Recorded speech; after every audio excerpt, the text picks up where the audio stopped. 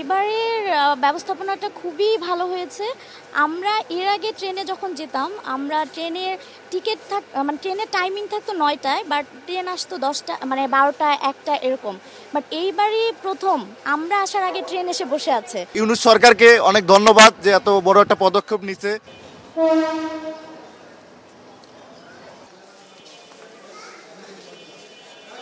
মানে আলহামদুলিল্লাহ অনেক ভালো লাগছে। আর টিকিট ক্রাইসিসটা একটু ছিল, কারণ ওটা তো থাকবেই, কারণ অনেক মানুষ তো ট্রেনে যাওয়ার জন্য টিকিটের জন্য ট্রাই করে।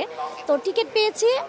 আর আলহামদুলিল্লাহ এবার এক্সপিরিয়েন্সটা একদমই খুবই ভালো, কারণ মানুষ ভিড় নাই। আমরা এরকম হয়েছে এর আগে একবার ট্রেনে যাওয়ার জন্য আমরা জানালার সামনে দাঁড়িয়ে আছি, বাট ট্রেন চলে যাচ্ছে, আমরা ট্রেনেই উঠতে পারিনি।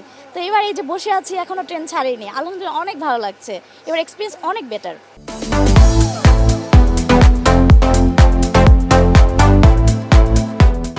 ভাই আমি প্রথমবার হচ্ছে ট্রেনে আজকে মানে যাতায়াত করব। আমার বন্ধুরা ট্রেনে গেছে, আমি সব সময় বাসে যাইতাম, তো তারা ফিডব্যাক দিছে ট্রেন এখন সার্ভিস অনেক ভালো। গত 20 বছরও নাকি তারা ট্রেনে যাতায়াত করে এত সুন্দর সার্ভিস পায়নি। এই প্রথমবার তারা মানে ট্রেন আসার মানে ওরা আসার আগে ট্রেন এসে স্টেশনে বসে থাকে। সো ইউনূস সরকারকে অনেক ধন্যবাদ যে এত বড় একটা পদক্ষেপ নিচ্ছে। উনি আরও 10 বছর এই দেশে থাক, কোনো সমস্যা নাই আমাদের। এরকম থাকলে বাংলাদেশ আর 5 বছর পর অনেক উন্নত হয়ে যাবে, অনেক দূরে এগিয়ে যাবে, আমরা এটাই প্রত্যাশা করি। ধন্যবাদ আপনাকে।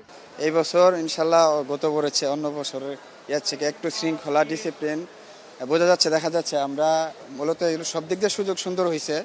বন্ধুগুলো পড়ছে, অনেকে স্বস্তিভাবে যেতে পারছে, প্লাস আগে থেকে মানে প্রিপারেশনের সবাই একটু মানে করে গেছে।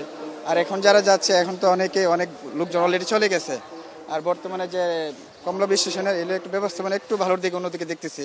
যেমন টিকিট কাউন্টার বাইরে থেকে সব আগেরগুলো শেষ হয়ে গেছে, এখন বাইরে থেকে সুন্দরভাবে ডিসিপ্লিন করে টিকিটগুলোর সঙ্গে নিতেছে, চেক করতেছে, একটু ভালো, অনেক আগের চেয়ে একটু অনেকটা উন্নত মান বোঝা যাচ্ছে। সেটা যে সব মিলে স্বস্তি থাকবে ইনশাল্লাহ।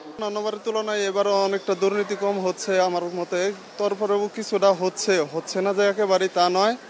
যদি এই কাউন্টারগুলোতে যে ঢোকার সময় যে আমরা চেক করার সময় যদি এনআইডি কার্ড সহ চেক করে এবং কি টিকিটের মধ্যে নাম এনআইডি কার্ড সহ চেক করে, তাহলে আমার কাছে মনে হয় আরও দুর্নীতি মানে পুরোপুরি বন্ধ করা সম্ভব।